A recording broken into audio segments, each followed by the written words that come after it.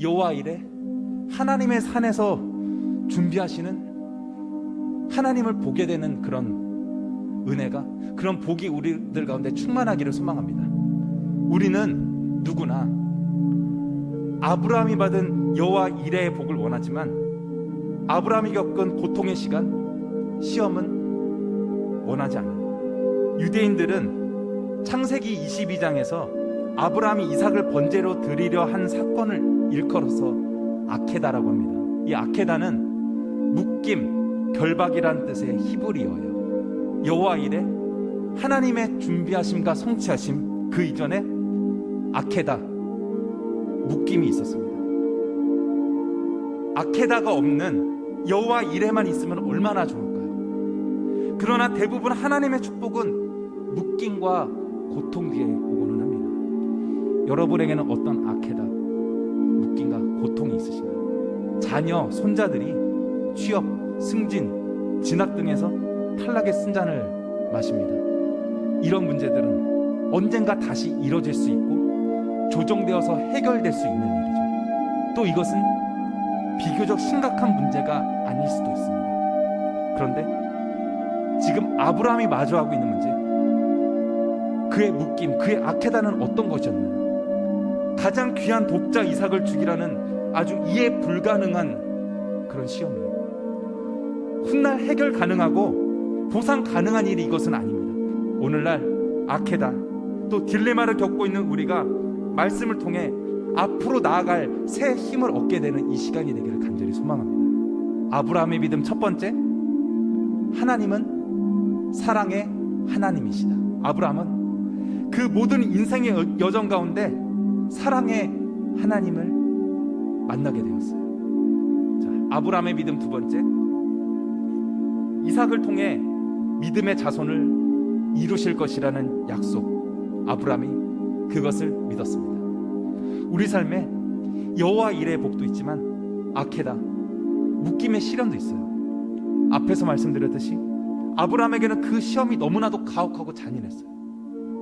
딱 떼어서 창세기 22장의 아케다 사건만 보면 이게 도저히 이해 불가능해요. 하지만 창세기 11장 후반부터 22장까지 아브라함의 인생 여정 전체를 보면 어렴풋하게나마 하나님의 뜻을 짐작해 볼 수 있습니다. 아브라함이 경험한 하나님은 첫째, 사랑의 하나님이었고, 둘째, 이삭을 통해 뜻을 성취하시는 신실하신 하나님이십니다. 이삭을 번제로 드리고 내려오면 어떻게 돼요? 이삭은 죽고 없어지는 거죠. 그러면 아브라함은 혼자 돌아오게 됩니다.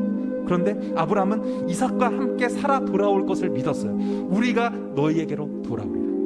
겉으로는 의연하고 위풍당당해 보이지만 속으로는 처절히 절규하면서 모리아산을 올라가는 아브라함이 아니었을까?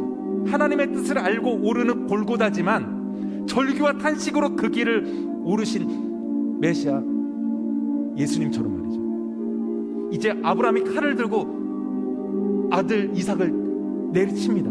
이때 다급하게 하나님의 음성이 들려옵니다. 매우 다급하게 아브라함의 손을 딱 붙잡으시면서 아브라함아, 그러지 말아라. 아이에게 손을 대지 말아라. 내가 이제야 내가 하나님을 경외하는 줄을 알았노라. 아브라함의 믿음 세 번째, 하나님이 이삭을 다시 살리실 것을 믿었습니다. 여러분, 믿음이 무엇인가?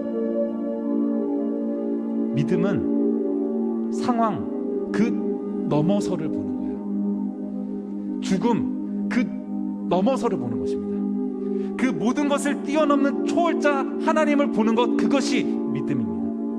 믿음의 선진들이 상황 그 너머서의 것을 보았고, 아브라함이 그 대표적인 사람이에요. 히브리서는 아브라함에게 그 부활신앙이 있었음을 증거하고 있습니다. 그가 하나님이 능히 이삭을 죽은 자 가운데서 다시 살리실 줄로 생각한지. 창세기 22장에서 아브라함의 믿음은 첫째, 사랑의 하나님, 둘째, 약속을 성취하시는 하나님이세요. 히브리서에 드러난 아브라함의 믿음은 세 번째로 이삭을 다시 살리시는 부활의 주님이라는 믿음입니다. 많은 분들이 창세기 22장을 통해 순종의 교훈을 이야기합니다. 창세기 22장의 이 사건에 아브라함의 순종이 포함되어 있습니다. 그러나 아브라함은 맹목적인 순종을 한 게 아니에요.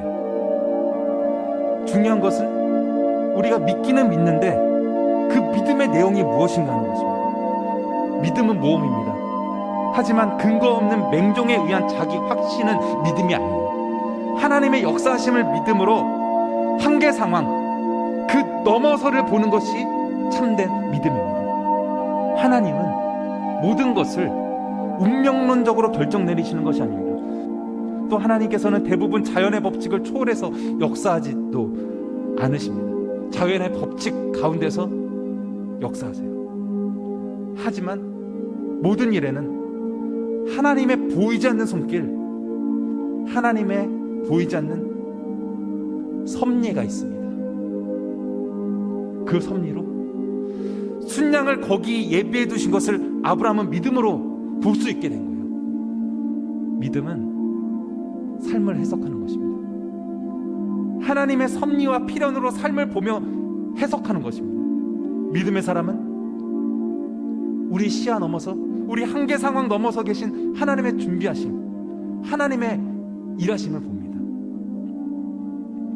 우리 삶에 놓여진 수많은 악해다, 묶임, 시련 가운데 여호와 이레, 주님의 준비하심, 일하심을 경험하는 우리 모두가 되기를 소망합니다.